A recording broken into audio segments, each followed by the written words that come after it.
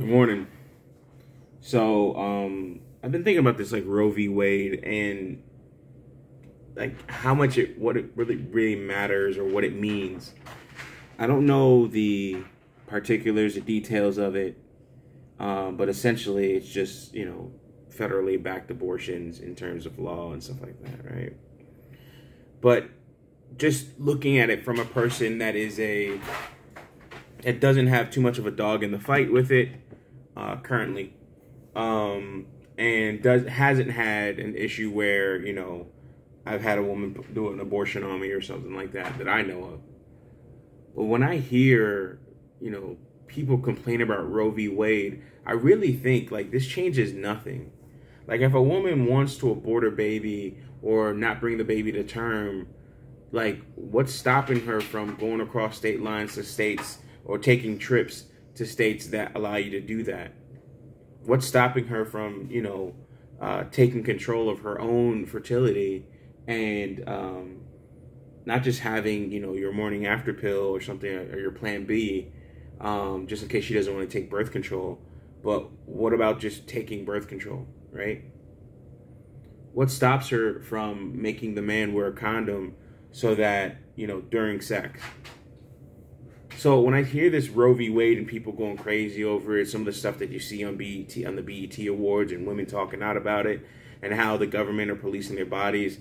I mean, when the government put it into law, there was no problem. But of course, now that they're quote unquote taking it away from them, there's a problem. And it's not so much that the government's taking away, this service, so to speak. It's more or less that the government is taking away a safety net. And people don't like, safety nets, cushions, pillows, things like that removed from, this harsh world or anything else like that. Say that 3 times fast. And I get it. But when I hear it, I just think, like when I hear people going crazy over it or saying something about it, speaking out against it, and how they don't like it and they don't appreciate it and they think, this badly of the government, that badly of the government. And I'm like, well, you voted for it, but it would have happened anyway, to be honest. I'm really looking at this like, wow, like these are the sheep. Like these are the people that can't police themselves. These are the people that can't, practice some type of self-discipline. These are the people that have an issue. Like, for instance, I always tell people 2 vices that I'm not ashamed of are strippers and ice cream. These are the people where if they were faced with a choice and it was like a life or death situation, whether they could actually look at their vice or they can actually indulge in their vice or not and live longer, they may still indulge in their vice. It's kind of one of those things where, and I put it on that level simply because, in terms of birth, women can die. With medical advances, now you don't really have that as much, but with birth, women can die. And I totally understand that, and I get that. But it's just like the fact that you can be all willy-nilly in terms of your sexual choices to the point where you think you need an abortion, just because you had sex and then a couple months later you find out that, as the guy that washed my car, who hopefully I can do some business with, he drops the car off. He's like, man, I got 4 kids. My transmission broke. And I was just like, what does that mean? He's like, it only goes forward. There's no reverse. So you got these men and women with broken transmissions, man. They only collide. There ain't no backup. There ain't no stop. There ain't no oh, hey, let's chill for a second. Hey, let's wear condoms, things like that.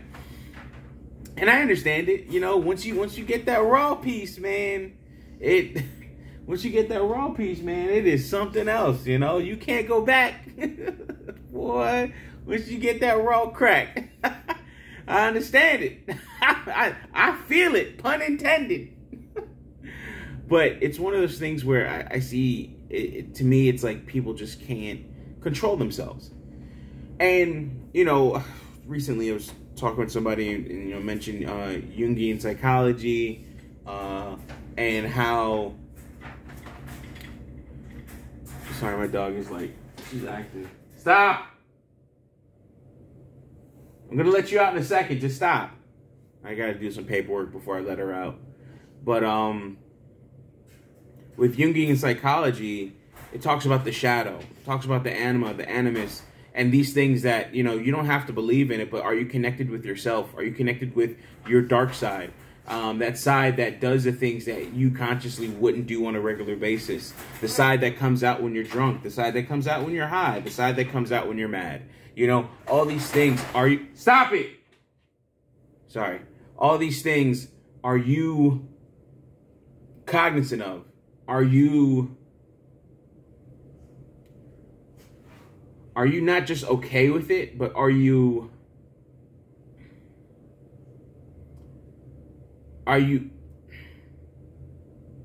Yeah, I guess, yeah, okay. Let's just say, are you comfortable with it? Is it really integrated into you? I can't say it is for me. There's some things that, it's not so much to say secrets, but there's some things that I just don't deal with. And I will admit that. There's far less things, to the point where I can't really think of a thing that I don't deal with, but I know there's one or two things. And I'm not saying you expose everything about, like if you're into a foot fetish or something like that. I'm not saying some stuff like that, or secrets. You don't have to reveal everything, but you don't have to reveal everything to other people, but are you revealing or thinking, connected with yourself to say, this is who I am, this is what I do. And the reason I say this is because you see people with a lack of discipline, they don't understand themselves. They don't actually do the work to actually be one with themselves and be cognizant of their flaws and their pros, their cons, their flaws, their goods, their bads, all this stuff. They're not looking at these things. They're just kind of just in a sense putting it away and in some cases hiding it. Anyways, the reason I say all this is that you start to see where people are hiding, their sexuality, their sex drive, their inability to stop themselves when they meet that person, when they meet the person that they lust over, I don't know what it is, but it's that one chick that I'm with. Man, she toxic, but I gotta hit it.